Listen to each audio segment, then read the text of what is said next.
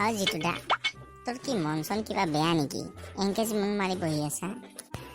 নুধবি আৰু বাপা হাৰে নিতো মন বেয়া নহ'বনে? এই লকডাউনৰ পিছত মানুহবিলাকে আজিকালি দিনত ঘুমোই আৰু সেই ৰাতিটো জাগি থাকে, কিবা মোবাইল হ'লেও টিপি থাকিব। একদম মানে ইনকাম নাই। এইটো আকৌ কেনে কথা?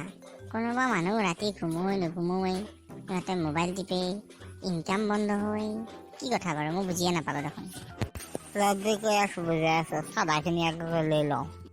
শুন তেতিয়াহ'লে, মোৰ ইনকামটো হ'ল মানুহ ৰাতি ঘুমোৱাৰ পিছত মই সিহঁতৰ ঘৰৰ বস্তু বাহিনী যিবিলাক লেতেৰা হৈ থাকে আৰু যিবিলাক বস্তু বাহিনীয়ে সিহঁতৰ মন লেতেৰা কৰে, সেই বস্তুবিলাক চাফা কৰি আনি মোৰ ইনকাম হয়। কথাটো আকৌ ঘূৰি পকাই ক'লি, মই আকৌ ধৰিবাই নোৱাৰিলোঁ। কি ৰাতি ঘুমোৱাৰ পিছত মানুহৰ ঘৰ চাফা কৰা?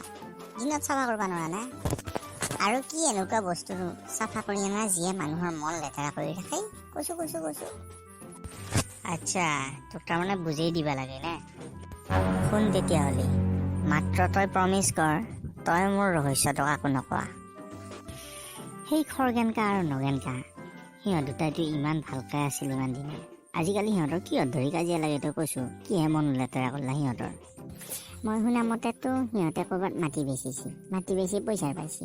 সেই পাৱা পইচাকেইটাৰ ভাগ বতৰাক লৈ দুই ভায়েকৰ কাজিয়া।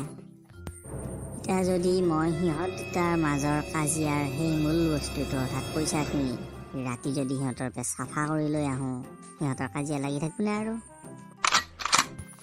মই এতিয়াহে বুজি পালো। আচ্ছা, সেইটোহে কথা। সঁচা কথা কওঁনে জিতু দা, আচলতে তোৰ কথাখিনি শুনি মোৰো ইচ্ছা গৈছে অলপ। কি কয় বাপা হাৰে, তোৰ ইচ্ছা গৈছে? কি কৰিব ইচ্ছা গৈছে তোৰ? কি ইচ্ছা গৈছে মানে সেই যি ৰাতি মানুহ ঘুমোৱাৰ পিছত চাফা চুফা কৰা ইনকামটো, সেইটো কৰিব ইচ্ছা গৈছে। কি কলি? তই মোৰ পাৰ্টনাৰ হবি? অকল পাৰ্টনাৰে নহয়, মোৰ হাতত এটা ধুনীয়া প্লেনো আছে। মই এনেকুৱা এটা জেগা জানো য'ত বহুত মাল পোৱা যাব। ক'ত? কাৰ ঘৰত? আৰে জল্দি ক। জিতু দা, সি ঠগী মহাজনৰ ঘৰত।